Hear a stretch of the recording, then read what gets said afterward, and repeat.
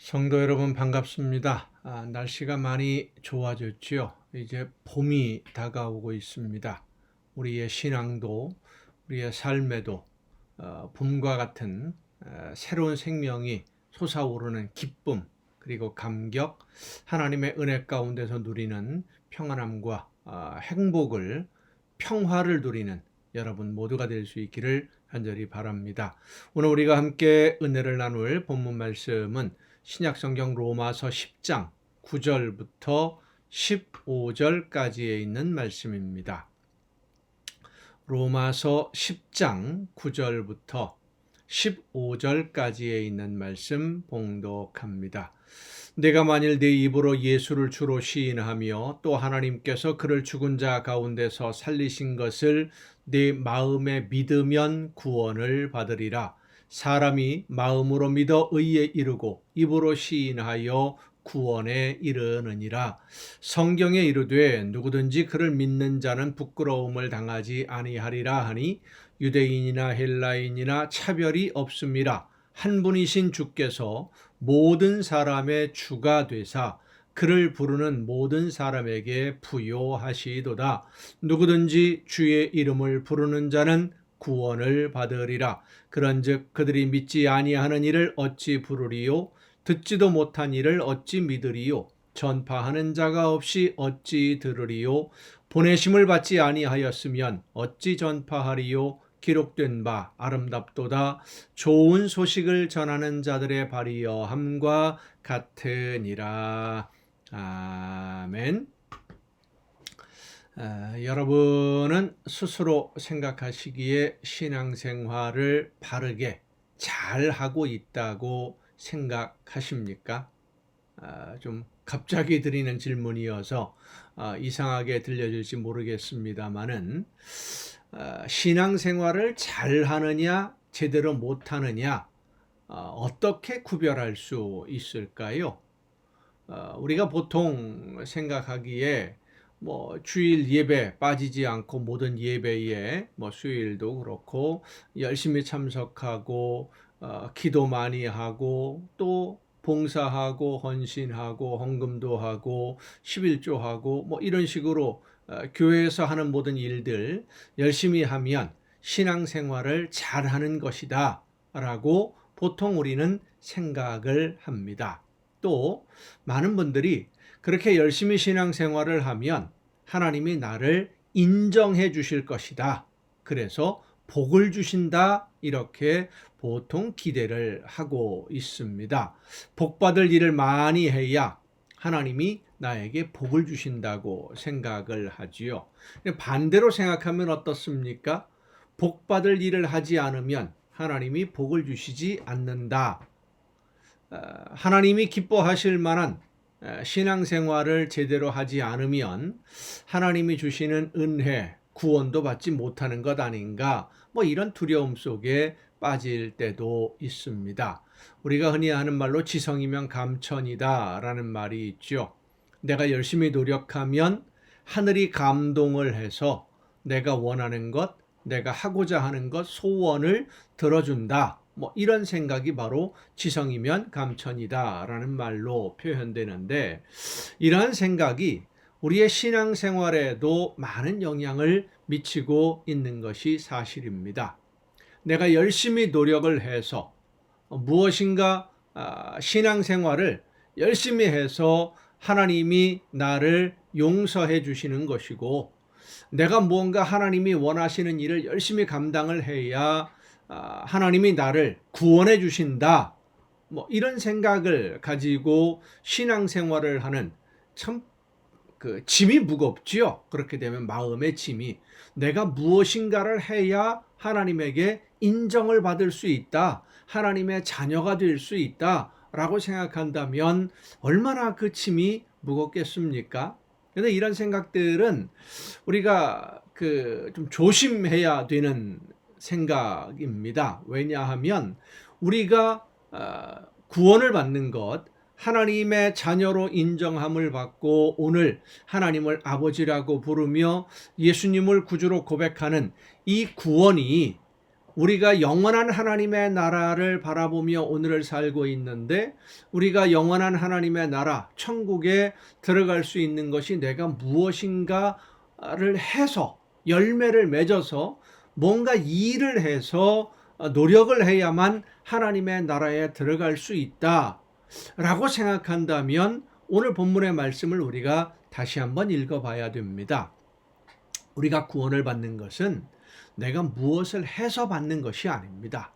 구원은 하나님이 우리에게 주시는 은혜의 선물인 줄로 여러분 믿으시길 바랍니다. 내가 아무리 열심히 노력해도 하나님이 정하신 그 구원의 기준에 이를 수 있는 사람, 내 삶의 행위로, 삶의 열매로 하나님이 정하신 기준에 이를 수 있는 의로운, 온전히 의로운 사람, 이 세상에는 아무도 없습니다. 우리 모두는 어쩔 수 없는 죄인이기 때문입니다. 하나님이 요구하시는 완전한, 온전한 신앙생활, 하나님의 말씀대로 완벽하게 실천하는 그런 신앙생활 할 수 없습니다. 얼마나 열심히 노력하면 그렇게 완전해질 수 있겠습니까?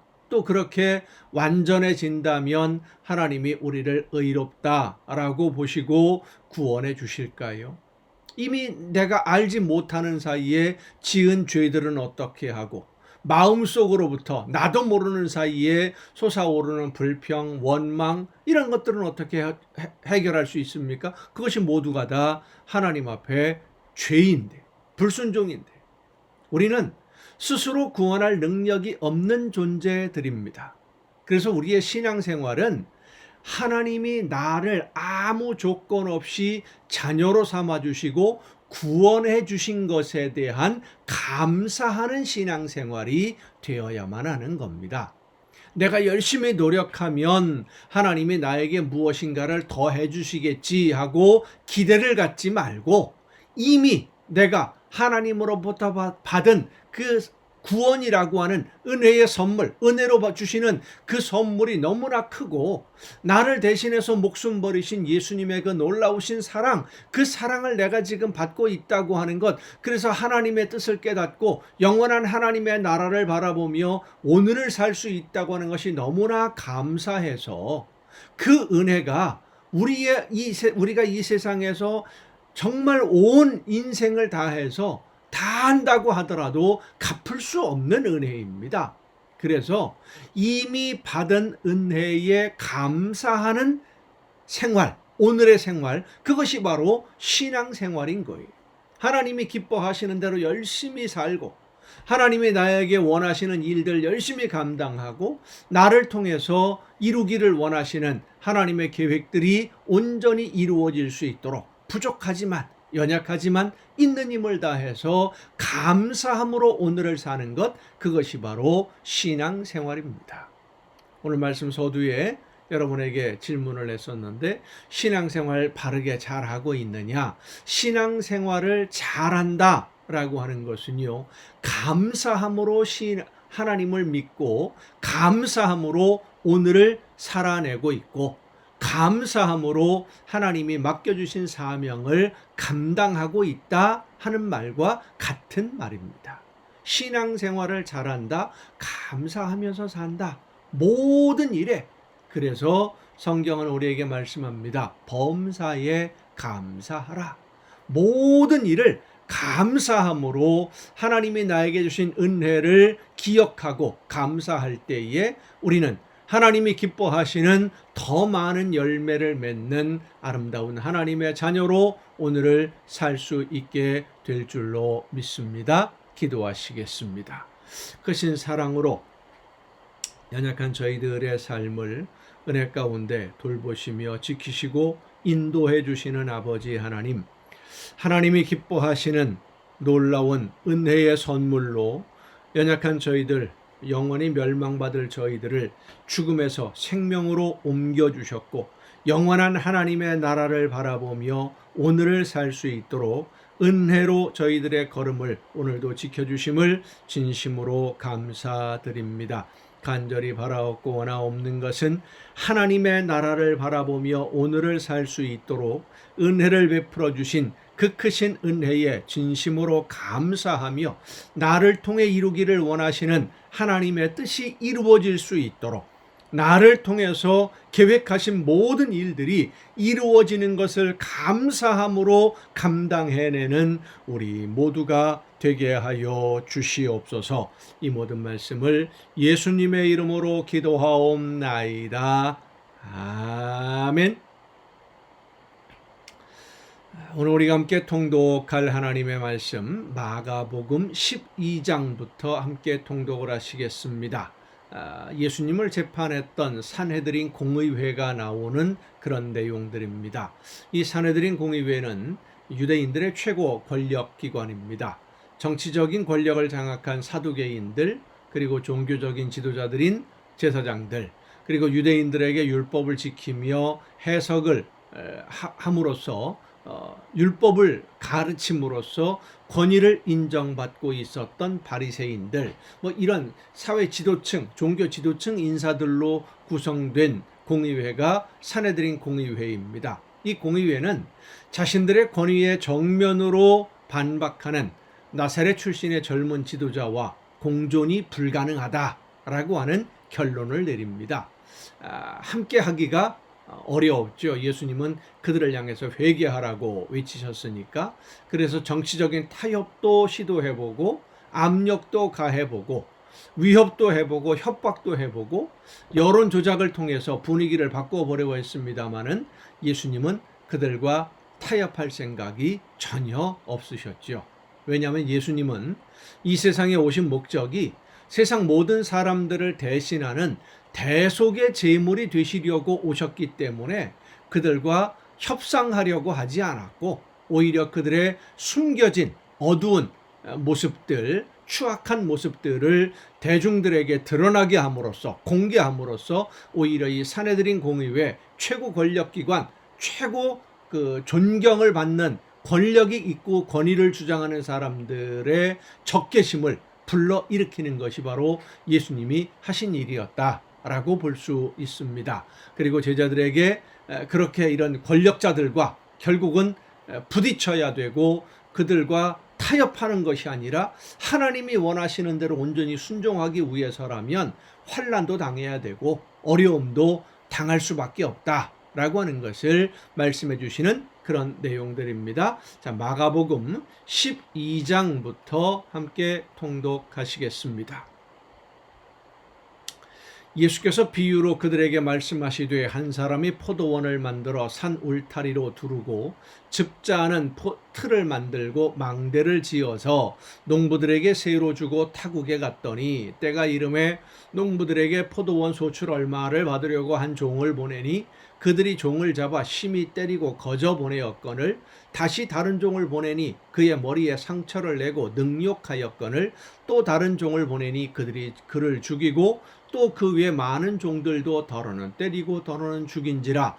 이제 한 사람이 남았으니 곧 그가 사랑하는 아들이라. 최후로 이를 보내며 이르되 내 아들은 존대하리라 하였더니 그 농부들이 서로 말하되 이는 상속자니 자 죽이자. 그러면 그 유산이 우리 것이 되리라 하고 이에 잡아 죽여 포도원 밖에 내던졌느니라.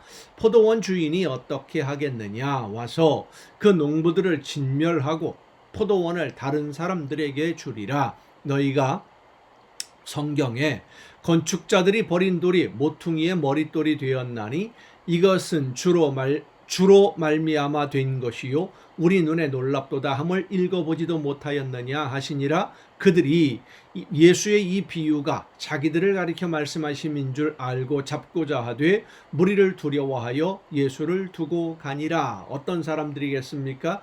예수님을 잡으려고 했던 사람들, 바리새인들, 서기관들, 그들이 보냈던 사람들, 이런 그 당시 사회의 권력자들입니다. 포도원 농부들이 바로 그런 사람들을 비유로 말씀하시는 예수님의 가르치심이기도 합니다. 그들이 예수의 말씀을 책잡으려 하여 바리새인과 헤롯 땅 중에서 사람을 보내매 이 바리새인들과 헤롯 땅은 평소시간의 원수입니다. 헤롯 땅은 헤롯 왕의 편을 들어서 로마 식민지에 협력하는 사람들, 바리새인들은 율법을 지키기 위해서 절대적으로 로마 정부와 협력하면 안 된다 라고 말하는 사람들, 원수지간이죠. 서로 적대적인 그런 관계인데 예수님을 잡기 위해서 공동전선을 펴는 겁니다. 와서 이르되 선생님이여 우리가 아노니 당신은 참되시고 아무도 꺼리는 일이 없으시니 이는 사람을 외모로 보지 않고 오직 진리로서 하나님의 도를 가르치심이니이다. 가이사에게 세금을 바치는 것이 옳으니까 옳지 아니하니까 우리가 바치리까 말리까 한데 예수께서 그 외식함을 아시고 형식적으로 지금 가면을 쓰고 한다는 것을 예수님이 아신 것이죠. 이르시되 어찌하여 나를 시험하느냐 데나리온 하나를 가져다가 내게 보이라 하시니 가져왔거늘 예수께서 이르시되 이 형상과 이 글이 누구의 것이냐 이르되 가이사의 것이니이다. 이에 예수께서 이르시되 가이사의 것은 가이사에게 하나님의 것은 하나님에게 바치라 하시니 그들이 예수께 대하여 매우 놀랍게 여기더라.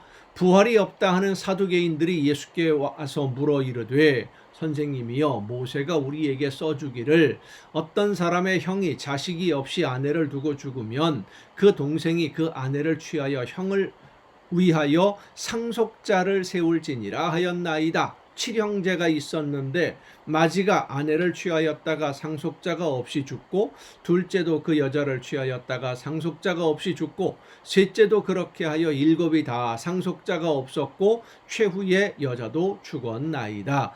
일곱 사람이 다 그를 아내로 취하였으니 부활 때 곧 그들이 살아날 때에 그 중에 누구의 아내가 되리이까?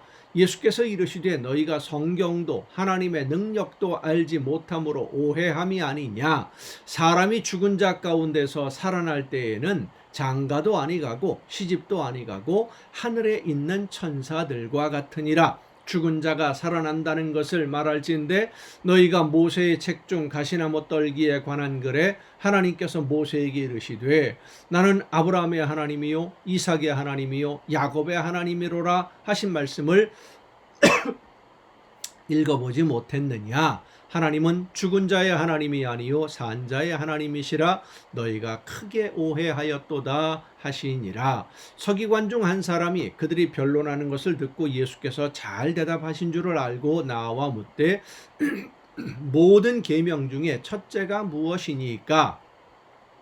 예수께서 대답하시되 첫째는 이것이니 이스라엘아 들으라. 주 곧 우리 하나님은 유일한 주시라. 내 마음을 다하고 목숨을 다하고 뜻을 다하고 힘을 다하여 주 너의 하나님을 사랑하라 하신 것이요 둘째는 이것이니 내 이웃을 내 자신과 같이 사랑하라 하신 것이라. 이보다 더 큰 계명이 없느니라. 서기관이 이르되 선생님이여 옳소이다. 하나님은 한 분이시요 그 외에 다른 이가 없다 하신 말씀이 참이니이다. 또 마음을 다하고 지혜를 다하고 힘을 다하여 하나님을 사랑하는 것과 또 이웃을 자기 자신과 같이 사랑하는 것이 전체로 드리는 모든 번제물과 기타 제물보다 나으니이다. 예수께서 그가 지혜 있게 대답함을 보시고 이르시되 내가 하나님의 나라에서 멀지 않도다 하시니 그 후에 감히 묻는 자가 없더라. 예수께서 성전에서 가르치실세 대답하여 이르시되 어찌하여 서기관들이 그리스도를 다윗의 자손이라 하느냐. 다윗이 성령에 감동되어 친히 말하되 주께서 내 주께 이르시되 내가 내 원수를 내 발 아래에 둘 때까지 내 우편에 앉았으라 하셨도다 하였느니라. 다윗이 그리스도를 주라 하였은즉 어찌 그의 자손이 되겠느냐 하시니 많은 사람이 즐겁게 듣더라. 바리새인들 서기관들 율법을 해석하고 하던 사람들은 듣기가 괴로운데 그들로부터 늘 무시당하고 인정받지 못했던 수많은 백성들은 예수님의 말씀을 들으면서 통쾌한 거예요. 그것은 그동안 하나님의 말씀을 왜곡해서 가르치시는 것에 대해서 백성들이 기꺼이 받아들이지 않고 있었다라고 하는 것을 의미하는 설명하는 그런 말씀이기도 하지요. 하나님의 말씀을 올바로 백성들의 마음이 흡족하게 하나님이 기뻐하시는 의미를 올바르게 해석할 때에 기쁨으로 들었고 감사함으로 받아들였고 그런데도 그 사람들이 결국은 제사장들의 선동에 넘어가서 예수님을 십자가에 못 박으라고 외치는 사람들이 되고 만다는 것은 참 이해하기 어려운 부분 중에 하나입니다. 38절입니다. 예수께서 가르치실 때에 이르시되 긴 옷을 입고 다니는 것과 시장에서 문안 받는 것과 회당의 높은 자리와 잔치의 윗자리를 원하는 서기관들을 삼가라. 그들은 과부의 가산을 삼키며 외식으로 길게 기도하는 자니 그 받는 판결이 더욱 중하리라 하시니라. 예수께서 헌금함을 대하여 앉으사 무리가 어떻게 헌금함에 돈 넣는가를 보실세 여러 부자는 많이 넣는데 한 가난한 과부는 와서 두 렙돈 곧 한 고드란트를 넣는지라. 예수께서 제자들을 불러다가 이르시되 내가 진실로 너희에게 이르노니 이 가난한 과부는 헌금함에 넣는 모든 사람보다 많이 넣었도다. 그들은 다 그 풍족한 중에서 넣었거니와 이 과부는 그 가난한 중에서 자기의 모든 소유 곧 생활비 전부를 넣었느니라 하시니라. 13장입니다. 예수께서 성전에서 나가실 때에 제자 중 하나가 이르되 선생님이여 보소서 이 돌들이 어떠하며 이 건물들이 어떠하니까. 예수께서 이르시되 내가 이 큰 건물들을 보느냐 돌 하나도 돌 위에 남지 않고 다 무너뜨려지리라 하시니라. 예수께서 감람산에서 성전을 마주 대하여 앉으셨을 때에 베드로와 야고보와 요한과 안드레가 조용히 묻되 우리에게 이르소서 어느 때에 이런 일이 있겠사오며 이 모든 일이 이루어지려 할 때에 무슨 징조가 있사오리이까.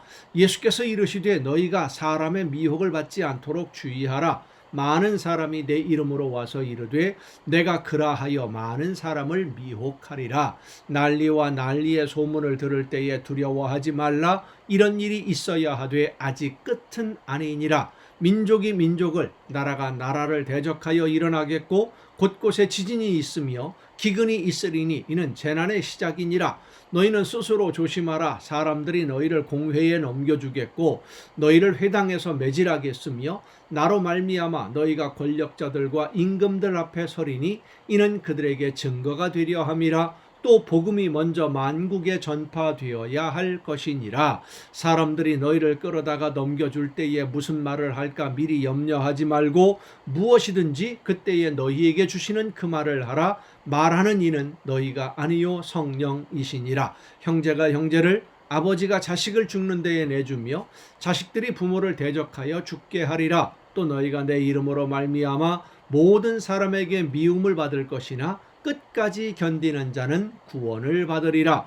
멸망에 가증한 것이 서지 못할 곳에 선 것을 보거든 읽는 자는 깨달을진저 그때에 유대에 있는 자들은 산으로 도망할지어다. 지붕 위에 있는 자는 내려가지도 말고 집에 있는 무엇을 가지러 들어가지도 말며 밭에 있는 자는 겉옷을 가지러 뒤로 돌이키지 말지어다. 그날에 아이 벤 자들과 젖먹이는 자들에게 화가 있으리로다. 이 일이 겨울에 일어나지 않도록 기도하라. 이는 그 날들이 환난의 날이 되겠음이라. 하나님께서 창조하신 시초부터 지금까지 이런 환난이 없었고 후에도 없으리라. 만일 주께서 그 날들을 감하지 아니하셨더라면 모든 육체가 구원을 얻지 못할 것이거늘 자기가 택하신 자들을 위하여 그 날들을 감하셨느니라. 그때에 어떤 사람이 너희에게 말하되 보라 그리스도가 여기 있다 보라 저기 있다 하여도 믿지 말라. 거짓 그리스도들과 거짓 선지자들이 일어나서 이적과 기사를 행하여 할 수만 있으면 택하신 자들을 미혹하려 하리라. 너희는 삼가라. 내가 모든 일을 너희에게 미리 말하였노라. 그때에 그 환난 후 해가 어두워지며 달이 빛을 내지 아니하며 별들이 하늘에서 떨어지며 하늘에 있는 권능들이 흔들리리라. 그때에 인자가 구름을 타고 큰 권능과 영광으로 오는 것을 사람들이 보리라. 또 그때에 그가 천사들을 보내요 자기가 택하신 자들을 땅 끝으로부터 하늘 끝까지 사방에서 모으리라.